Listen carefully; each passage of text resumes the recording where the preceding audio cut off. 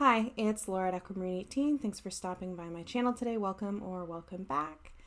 I thought that I would share with folks today a ramble, so this one might be long, we'll see, about some new directions that I've been taking in terms of my spiritual path, my spiritual practice, some pretty significant shifts for me that I am very happy about. I mentioned some of this in my end of month check-in and recap for June, but I had mentioned that I wanted to make a dedicated video to thinking about some of those spiritual shifts, talking through some of those spiritual shifts, sharing them with you, since inevitably they will impact my content in various ways. And I thought that the way that I would do that was through a kind of 6-month check-in. So at the beginning of the year, and I'll link below, I made a video of not necessarily New Year's resolutions per se, but some visioning for 2021 in terms of my word of the year that I've chosen for myself and a sigil that I've made to represent it, and then some of the things that I was thinking about and wanting to explore informed by that visioning. So I thought that I would look back at that a little bit and think about where that has brought me so far, and that I would share those musings with you. So I calculate my major arcana card of the year every year, using, I'm sure, a method that many folks are familiar with, adding the digits of my birth month and birth date with the given year 2021 and reducing down to find that card of the year. And 2021 for me is the card Death. I also look at the card that adds up to the same number as that card, so the 13 on the Death card, reducing down to the Emperor. So I've been thinking about Death and Emperor quite a bit, and thinking about major transformations and shifts and endings and beginnings with the Death card, but also thinking about structure and boundaries and sovereignty and authoritativeness and all of the things that the Emperor represents for me as well. And in thinking about those things at the start of the year and thinking about things that I wanted to work on this year, in terms of my personal practice, in terms of my personal wellness, self-care, all kinds of things, I came up with my 2021 word of the year to be rhythm. And in thinking about the word rhythm and what I wanted to not accomplish, but what I wanted to explore with engaging with rhythm, I came up with my sigil, which I drew for the year, which has a heartbeat in the center, a sun, and also perhaps a full moon here, and representations of the elements, with 12 rays here, thinking about 12 months. And so with thinking about rhythm and working with this sigil and thinking about Death and the Emperor and the interplay between those things, I've been really thinking about and leaning into and working on a desire that I have felt for more consistency in my practice, a bit more structure, and thinking about what I might like in a kind of daily practice or routine, as opposed to, something monthly, something aligning with the moon phases, annual observances, and so on, right? Thinking about my own personal rhythms in those ways in terms of my practice, but also in terms of my bodily rhythms and needs and things like this, and also the rhythms around me. So thinking about being informed by and aligned with the rhythms of the seasons where I live and things like this. So this is where I kind of started 2021, and I don't want to just repeat the 2021 visioning video because I've talked about all of this before. But I'm always kind of working in this tension of wanting that consistency and feeling the benefits of that consistency when I have it, particularly around things like daily meditation practices or, new and full moon check-ins with myself, things like this. And also not liking anything overly rigid, not liking anything that comes to feel like a chore or comes to feel like work, when it's not my work. So this is a tension that I've struggled with in various ways and struggled with daily practices that really benefit me or regular practices that really benefit me and that I feel the benefits of dropping off when I actually need them most because I don't have a good, consistent routine kind of built up. So I've been, exploring things like daily draws on and off. I'm not good at daily things. I know this about myself, though I aspire to be. So I've been exploring things like daily draws. I've been exploring daily brief meditations, not every day in 2021, but, at different periods with different focuses. So I did 22 days of meditation with the Cosmovisions, the larger cards that came with the Cosmovisions deck from my Kickstarter backing. I did some daily meditations with the geomantic figures as well. Different things, seeing, what felt good to me and maybe what didn't work for me around daily practices, but always at least trying to take time each day for, some intentional focused breathing, some time outside, and so on, right? And I've been doing monthly animal cards, as everyone knows, because I share them in my monthly recap. I've also stuck with bigger tarot readings for myself on new and full moons as a good, that feels like a good rhythm for me. Rhythm, your word of the year. For larger readings, I don't like doing large readings for myself repeatedly. Things end up really repetitive and it starts to feel like I'm going back to the cards with not really a new question. But new and full moon check-ins have always felt good to me, so I've been doing that. I've also been working on kind of, developing my own understanding of the wheel of the year. So thinking about my own natural environment, and for each solstice, equinox, or cross-quarter day, I've been taking a page in the back of my day planner and writing about what the weather and climate and animals and plants are doing on that day, and then kind of thinking about my own associations with that time of year, what feels meaningful, in order to situate those observances in the environment that I'm in, right?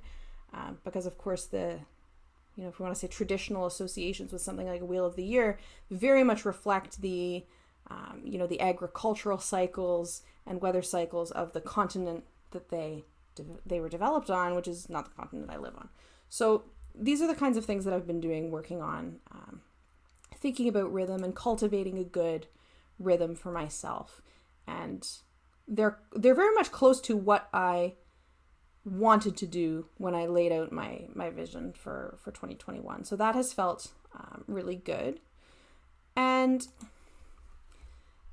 in the last 6 months, I've found myself, as I'm engaging in these different kinds of explorations and experiments in my personal practice, of course, reading a ton, I've been exploring a little bit more openly into traditions or community more so.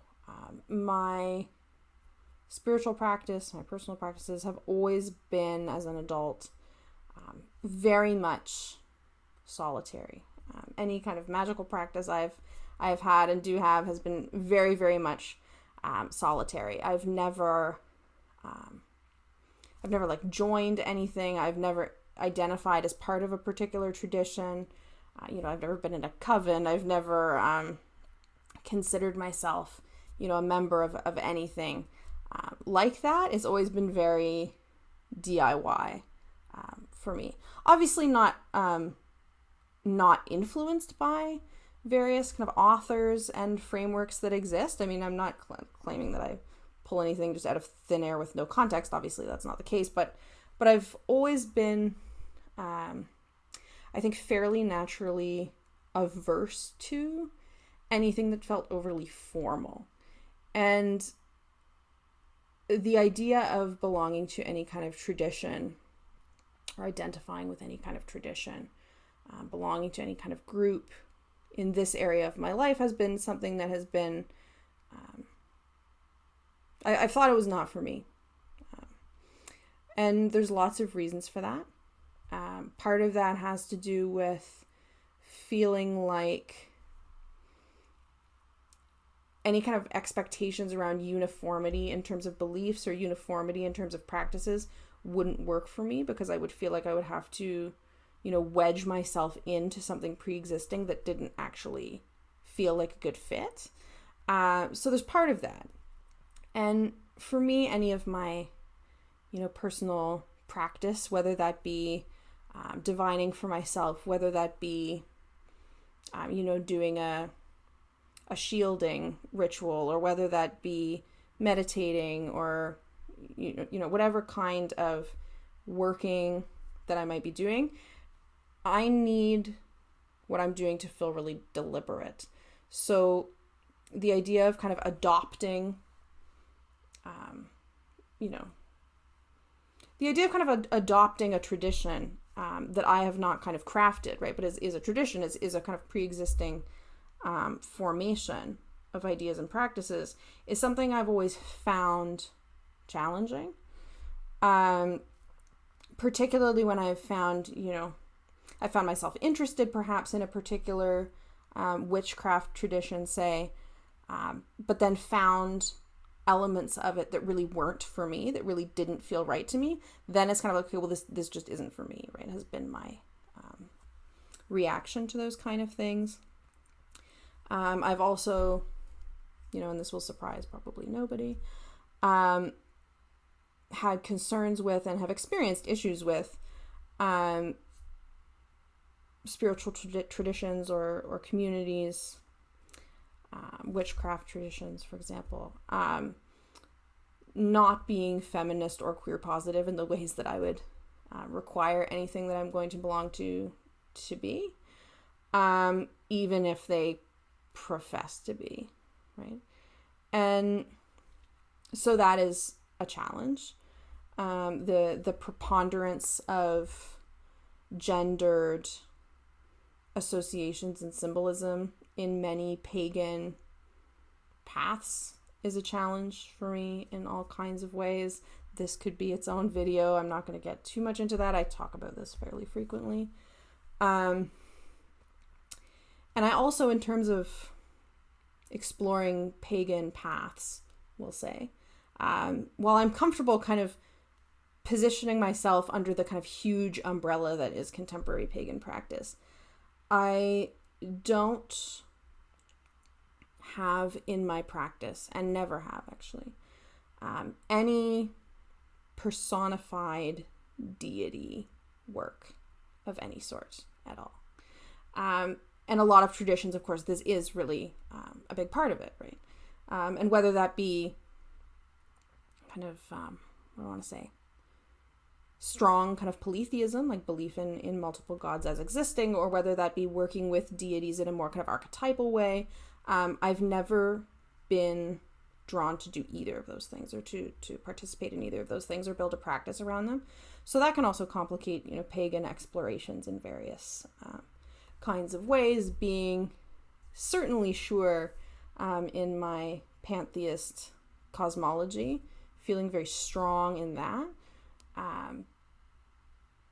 can make these explorations complex in various ways. So I'd initially kind of thought, once I became interested in exploring pagan paths and having a personal spiritual practice, and recognizing that working with, is sometimes language that's not very specific, but, working with personified deity, realizing this was not for me, but that I did want to have a kind of spiritual practice. I'd initially had to kind of work through, is this not wanting to work with personified understandings of deity a kind of reactiveness to my having been raised with Catholicism? Like, oh, this isn't for me because that other deity-based religion is not for me, and so no, kind of thing. Is just the language of God/gods an issue for me because of this kind of Catholic upbringing that was problematic in all kinds of ways? And no, I actually have come to recognize that that's actually not the case, right? It's not like the idea of working with personified deity could be for me, but I just have to work through my issues with it. Like, no, it's actually just not personally part of my cosmology or part of my practice, and that's completely fine, and I'm completely happy with that. Of course, happy for folks to do that in whatever ways that work for them, that are different than mine, and that's great, right? And I recognize that having a pantheist worldview does mean that I have strong conceptions of divinity and of sacredness, and they're just not in kind of a personified form, and that's what works for me. So, I struggle a lot with, and I think this probably is fairly obvious in my rambling tendencies, in some videos I've made, like talking about the 31 days of witchcraft and the language of witch I've talked about before, being a word that has never really sat right for me in terms of a way that I would identify personally. I struggle a lot with taking on labels as ways of describing my practice, as ways of describing my outlooks, all kinds of things, right? And this is not because of a aversion to the idea of labels in general, like not at all. It's just I need to feel really deliberate in how I describe myself, and I like to feel very deliberate in how I describe myself. And I'm not someone who will just kind of take on a word because, oh well, this sounds good. This sounds kind of descriptively accurate. Yeah, we'll go with that. There has to be kind of more than that for me. And I've talked about this even in my Bisexual Visibility Day video, talking about terminology of bisexuality and queerness and so on. So I'm always thinking a lot about terminology, right? And spend a lot of time thinking and reading and exploring in these kinds of ways too. And so in terms of thinking about my spiritual path, thinking about my spiritual practices, I feel very comfortable with the language of pantheism as a belief, as a cosmology. I embrace that, wholeheartedly. And I feel happy with kind of pagan in a kind of umbrella term way, as a descriptor. But anything beyond that has been a real challenge, right? But inevitably, as I'm thinking about in the context of my practice, I'm thinking about structure, right? And I'm thinking about building structure for myself, and I'm thinking about frameworks, right?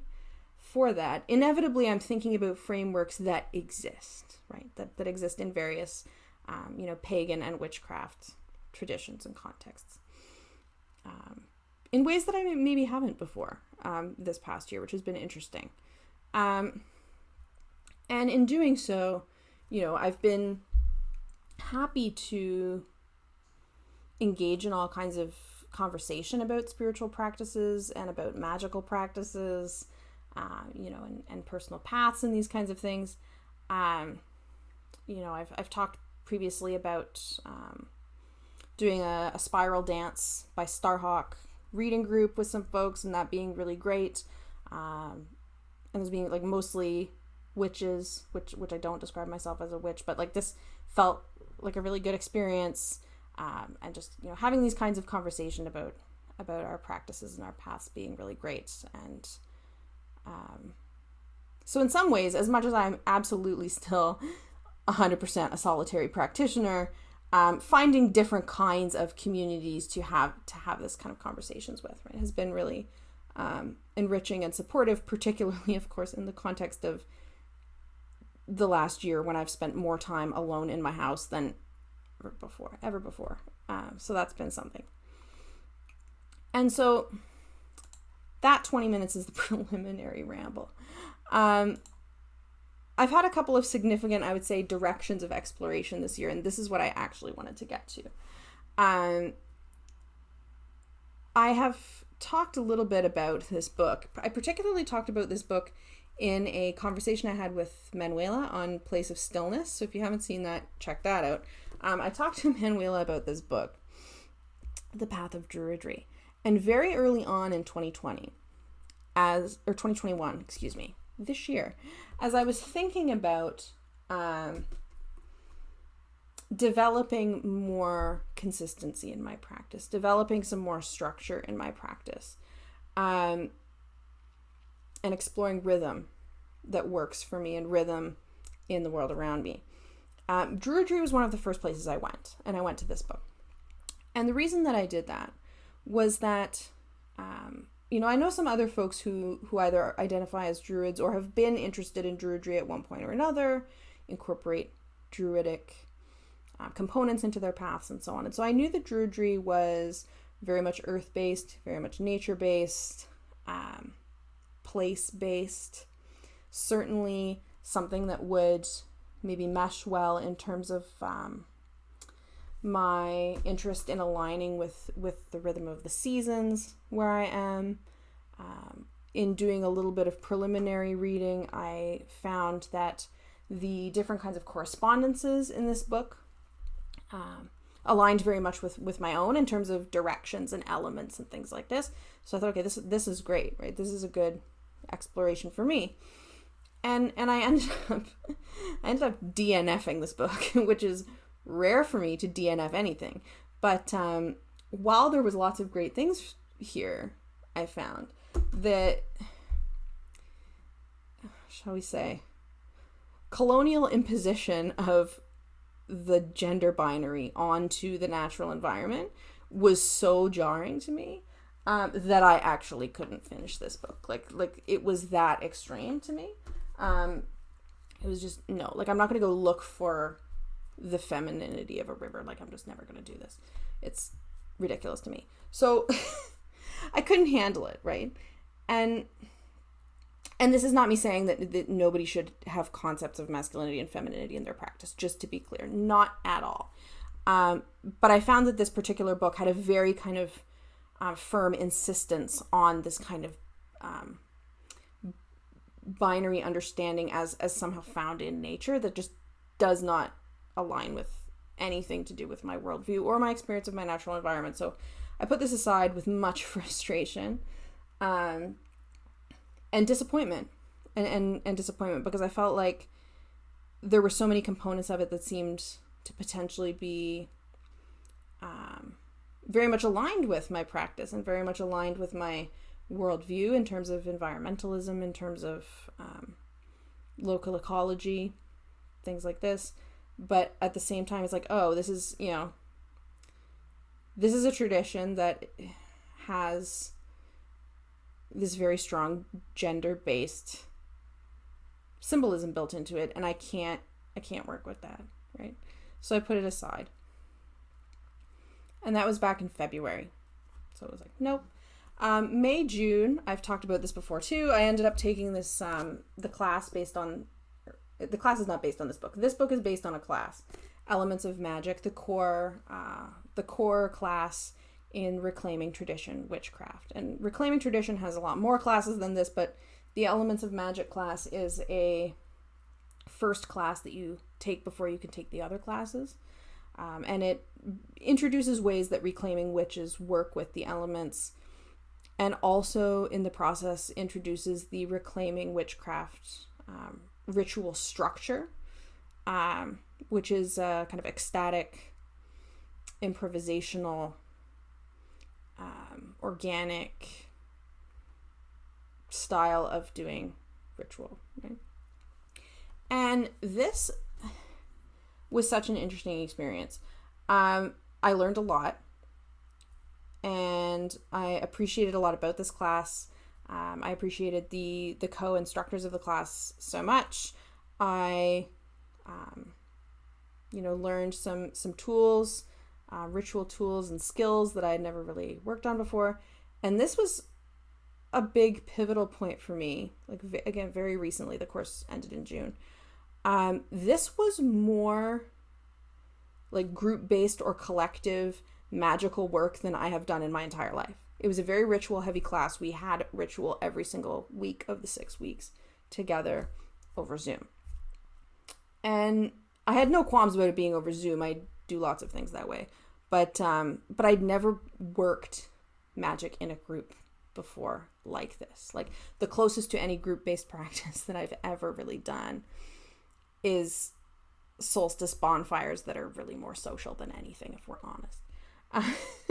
So this was a huge, I don't think I would have even entertained doing something like this a couple of years ago. Doing this much collective magical exploration. Certainly learning together, but group ritual is very new to me.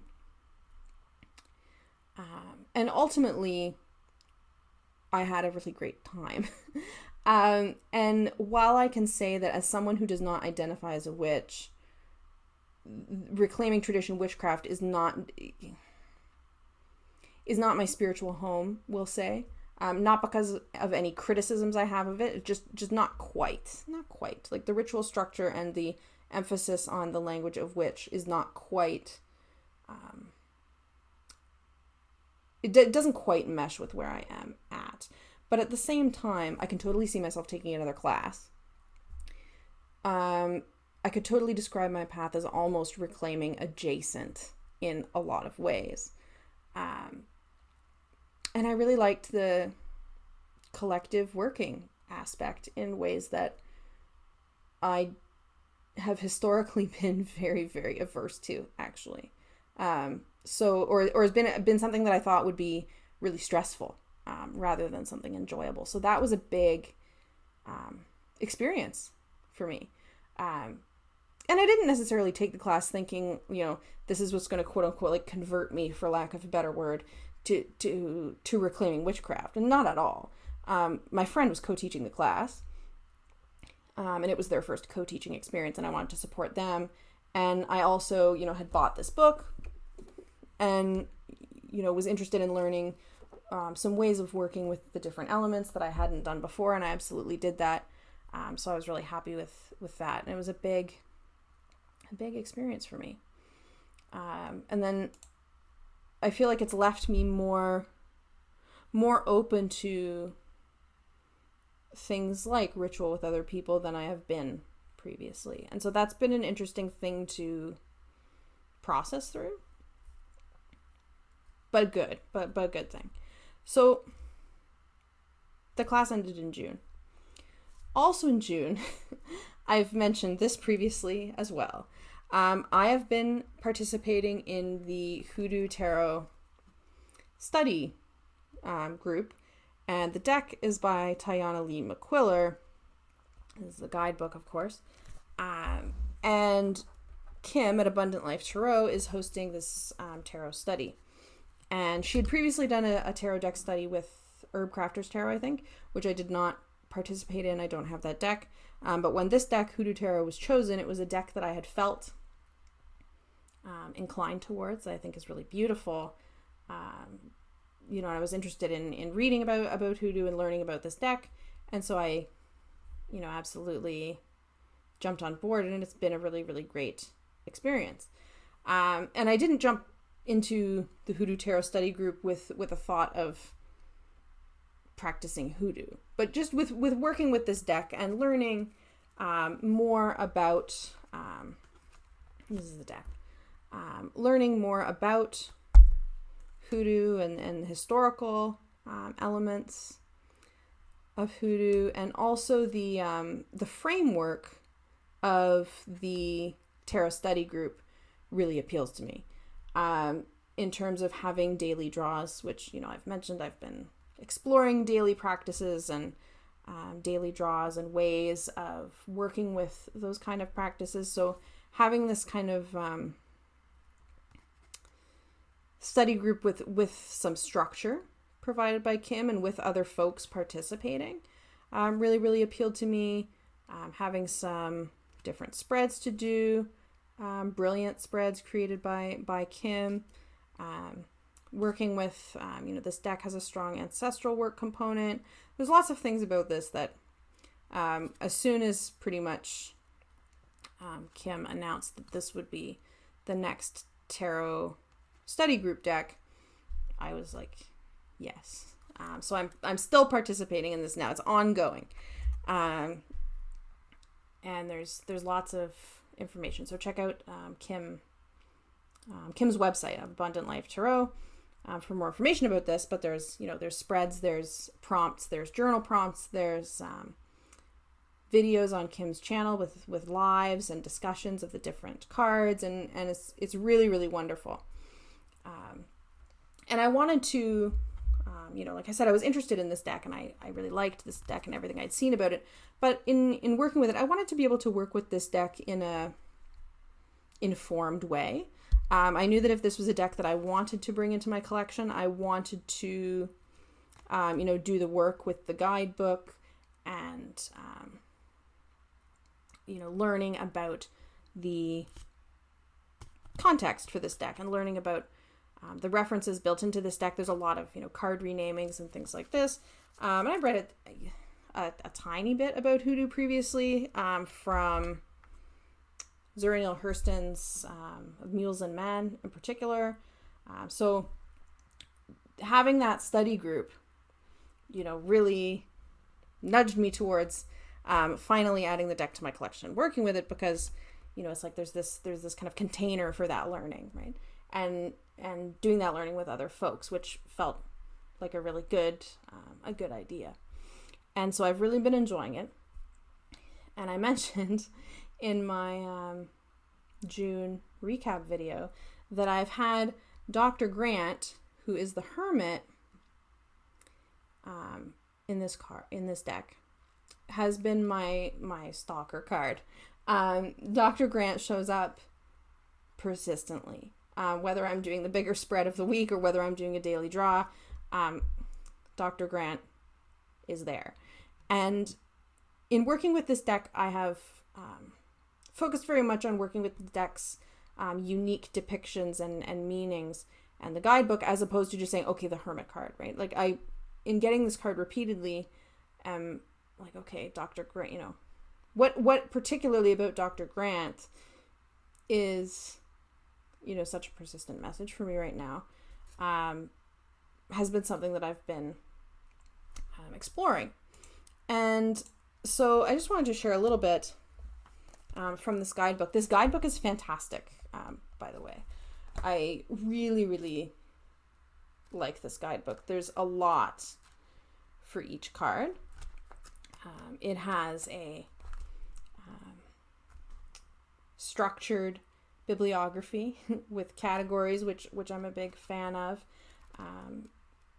It has very much unique spreads and background information about Hoodoo. This is really, really good. I've mentioned this before, but anyway,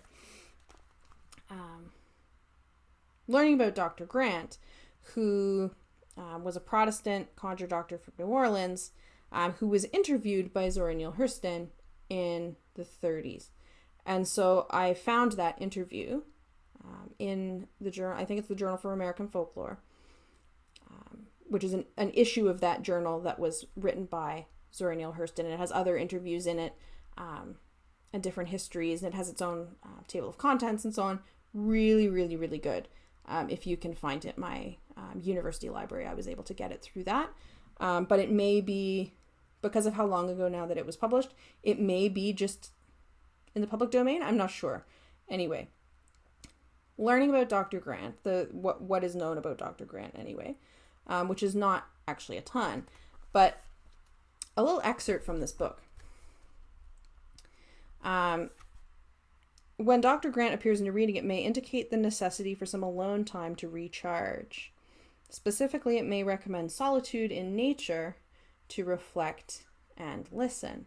And so, like, thinking about listening to nature and my wanting to work more deliberately on attuning to the rhythms of the environment that I live in, this feels really timely and important for me right now that this card keeps showing up. And then a paragraph that I really liked from this book. Let's be clear. This card is not about just sitting in the park for a few minutes looking at pretty trees, flowers, or a squirrel before you get back online. No, it's about considering the essence of that tree, those flowers, and the squirrel, and how you're connected to them. It's about perceiving the interrelationships of all things to the other and the extraction of power from fundamental reality, for it is from the comprehension of source that knowledge may be accessed and distilled. Remember, if you take something from nature, don't forget to give something biodegradable to her and her creatures in return. And so really emphasizing, listening to my own spirit, emphasizing taking the time to be really reflecting on and working through, things that are coming up, paying attention to messages, paying attention to the environment. And Dr. Grant, the book tells us, and Zora Neale Hurston talks about this too, Dr. Grant was known as someone who would gather things like the herbs that he needed for his work in nature, as opposed to like catalog ordering, right? So doing things, a more old-fashioned way is the language that the book talks about, and very well known and well respected and very well compensated, particularly taking into account the time period he lived in, for his work. But thinking about this, reflecting and listening, and particularly doing so, thinking about the interrelationship of things, thinking about the environment, my relationship to my environment, my environment's relationship to me, really has been speaking to me, and has been something that I have been working to really heed this message, right? Because he keeps showing up. And so with that, in the last little while, I have found myself returning back to Druidry again. Because the things that I liked in this, at times, tremendously frustrating book that was not for me, was this, emphasis in Druidry, at least as it's presented there, of this work on one's connection to one's environment. And the back of the book even talks about developing a spiritual awareness rooted in nature and building a relationship with the multidimensional world, right?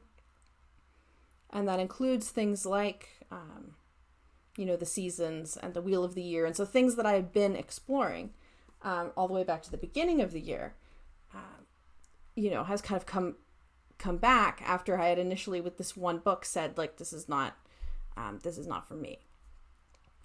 And so I get this, I don't even know how to call it. Impulse is probably the wrong word, but I get this, like, okay, I need to go back and revisit this. Maybe I rejected something too quickly here. And I need to go back and look at this Druidry thing and see if I might have missed something, right? Because the element of focus on the natural environment was very much what appealed to me the most. And I feel like I'm getting this, this nudge of, like, you need to think about it, you need to reflect about this. And you need to get outside and feel it, right? And do the experiential learning and have that guide the thinking here, right? And so I have been doing that and, getting outside as much as I can and exploring that emotionally and sensorially and so on. And I also returned to reading about Druidry, so I still haven't gone back to that Penny Billington book because I didn't like it.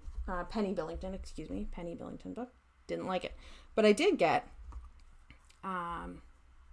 Philip Carr-Gomm's Druid Mysteries. And Philip Carr-Gomm, folks in this community might know, as the creator of the Druid Plant Oracle, Druid Animal Oracle, etc. And he's a long time head of the OBOD, Order of Bards, Ovates, and Druids. So I got Carr-Gomm's book, Druid Mysteries, and I also got John Michael Greer's Druidry Handbook. And John Michael Greer was a long time Archdruid in the AODA, Ancient Order of Druids in America, AODA. So I got these two books, and the Carr-Gomm book I got on my Kindle. And I inhaled these two books. And I loved them. Not like uncritically, because that's never the case when I'm reading anything, but I really found something here. In ways that was overwhelming, I think. So what I found in Druidry, and the Druidry that is presented in these two books anyway, is a kind of structure, going back to thinking about Emperor Year and thinking about getting in good rhythms and so on. What I found is revival Druidry specifically. So not Reconstructionist Celtic practices, but revival Druidry in particular is a kind of framework for very much a local ecology-based, nature-based practice that is a framework. So that does not specify cosmology, that does not specify shared beliefs, but rather hinges on a shared kind of commitment to relating to the rest of nature in good ways, and in kind of creating meaning, right? Meaning making in ways that I think really worked for me. So I found something very early on in John Michael Greer's book, who I was previously only really familiar with because he wrote one of the, I think probably best known now, books on geomancy, which I read when I was taking my geomancy class. I really liked his book. So I got this one because this is essentially a handbook for the AODA, Ancient Order of Druids in America. And right near the beginning of the book, he's talking about the Druid revival starting around early 1700s, and this meeting that may or may not have happened, but is plausible enough that it did, in a tavern in London in 1717, with various folks who are interested in Druidry meeting together. And he says, at the time, there were criminal aspects in British law when it came to any kind of non-monotheism, questioning Christianity, etc. right, at this time. But some amazingly innovative religious thinking occurred, he argues, in the context of this Druid meeting. A central theme of this new spirituality was pantheism, a belief that the universe itself is a living divine being. Not all pantheists think that way, but some certainly do. The word pantheism was coined by the Irish writer John Toland, whose many interests included Druid lore. Toland is among those said to have attended the 1717 London meeting, and certainly his views on religion had a major impact on the Druid revival. To pantheist Druids, nature was literally divine, a material body of God, and nothing natural was to be despised or rejected. In the society of the time, with its rigid formalities and moral codes, this was explosive stuff. So right back to the beginning of revival Druidry, we have pantheism, which is one of the very few things that I'm extremely comfortable describing my path as, and being described as explosive stuff, right? Because the idea of nature, the universe, as divinity is not only very much, blasphemous from a Christian standpoint, but also, when he talks about explosive stuff, is very much contrary to patriarchy, contrary to sex negativity, contrary to body shaming, and in so many things, and has an environmentalist and certainly a political dimension to it, right? And so finding that there was like, oh, okay, this is a way that I can relate to this. And then in Cargom's Druid Mysteries, also I think fairly close, well, in the first third of the book anyway, Philip Cargom is talking about how contemporary revival Druidry is very diverse. It includes many influences and many different belief systems and so on. But certain themes are almost universally adopted, he writes. And this is me reading from him about these universal themes. The reverence for nature, an avoidance of dogmatism or the development of a priesthood or spiritual hierarchy, and an absence of discrimination on the basis of gender, age, race, or sexual orientation. Some people find Druidry frustrating because it seems to be a spirituality that operates with very few beliefs and no particular or universally agreed theology. But others find this liberating. The success of Druidry today is living proof of the fact that we can find spiritual inspiration, support, guidance, and community from an approach to life that is free of dogma and theology. How each Druid conceives of deity is up to them. And then it goes on to say, this is the end of the chapter, one of the most remarkable attributes of contemporary Druidism, and the Druidry terminology is a thing that's beyond the scope of this discussion, but one of the most remarkable attributes is that one can find such widely different approaches within Druidry today, despite or perhaps because of its refusal to be dogmatic about that which is essentially unknowable. It occupies a unique position in contemporary spirituality. And so reading these two books together, and of course taking copious amounts of notes, I have ended up back at Druidry again. And I've come to understand in learning about Druidry and how it is structured or not, that the things that really frustrated me in the first book that I read about Druidry are not so much things that are core to Druidry in any way, so much as they are, parts of the author's own path and practices, right?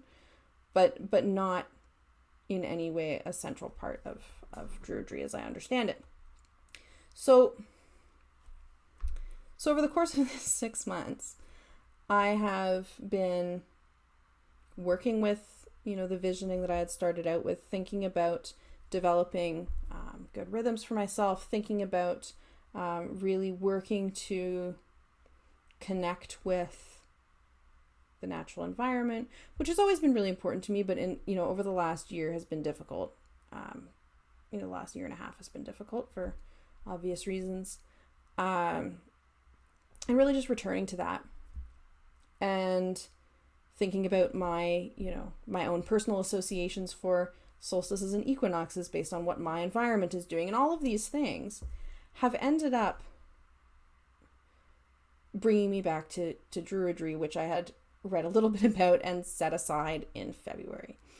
Along that path, I've taken this class and I've done some magical workings with other people for the first time, and that felt really good. And I've been having these great, personal readings with the Hoodoo Tarot for the last month, and just really exploring into Dr. Grant's persistence in those readings. And I've joined the AODA, the Ancient Order of Druids in America, and I've never joined anything before. In the realm of spirituality and or religion and or paganism, or like any of these kinds of areas of life, I've never been a member of anything. and I never thought I would be. But this feels really good, and it feels like, exactly the right balance for me in terms of there being a structure. But also it's like everything about the structure of Druidry in the context of the AODA is like a template, right? Nothing is just kind of given as it is. Everything is developed personally, right? And that's really important to me, and I really like this. So the AODA has a kind of curriculum to work through when you're new, when you're a candidate, as it's called there. And it was really like looking over this candidate curriculum stuff that, I love developing a curriculum. It's what I do for a living. But it was really looking over this that it felt like coming home. And it felt like when I was talking about this 2020 visioning and this, at the start of the year, it is uncanny how well this lends a little bit of structure to those explorations, because the AODA's curriculum has, the three components are a sun path work, which has to do with celebrating solstices and equinoxes and any other holiday you personally find meaningful, in ways you personally find meaningful, and thinking about the significance of celebrating seasonally.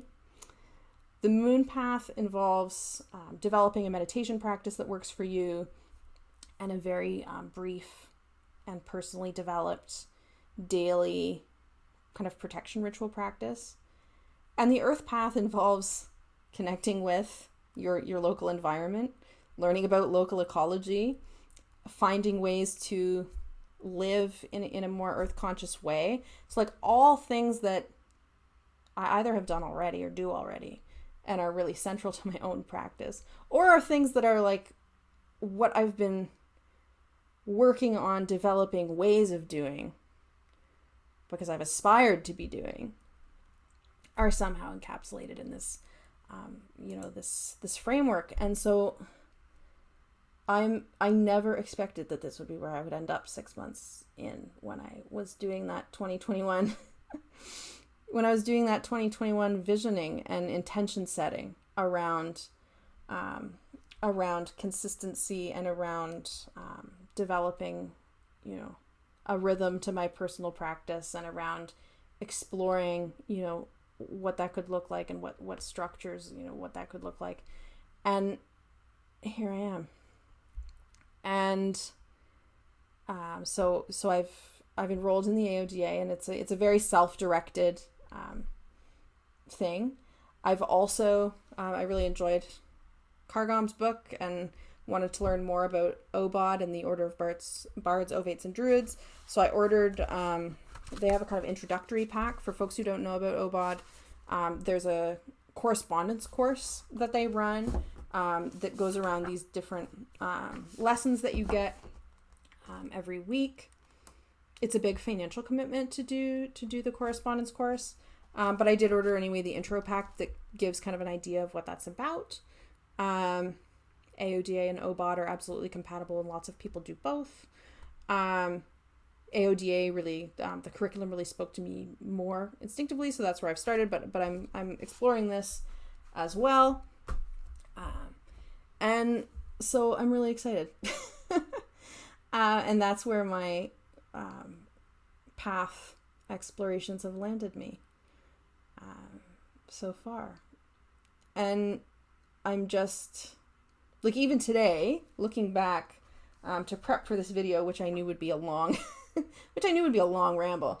I went back and rewatched my own video of my 2021 vision and word of the year and sigil and cards of the year, and what I wanted to be working on in terms of developing a more consistency in a practice that felt good for me and was supportive for me, and so on. And it is truly, I feel like, uncanny how well I feel like where I've found myself now meshes with what I'd hoped for. at the beginning of 2021. So I'm very much at the beginning, you know, of this particular part of my journey, of this particular, you know, branch on my path in exploring Druidry and what that might hold for me. But I'm really, really excited about it. And yeah, that's what's new with me in the in the spiritual exploration area. I guess I did say that it would be a long ramble, and here we are. I don't know if anybody will actually watch this, but yeah, that's where I'm at. So I thought I would share that with you. Thank you so much for watching, and thank you for folks who, you know, have been supportive, you know, in the comments all along the way, and in, you know, our private conversations and various capacities, you know, over the last 6 months of these explorations in slightly new directions for me. So I appreciate it a lot. I look forward to chatting with you all again soon. Thank you so much.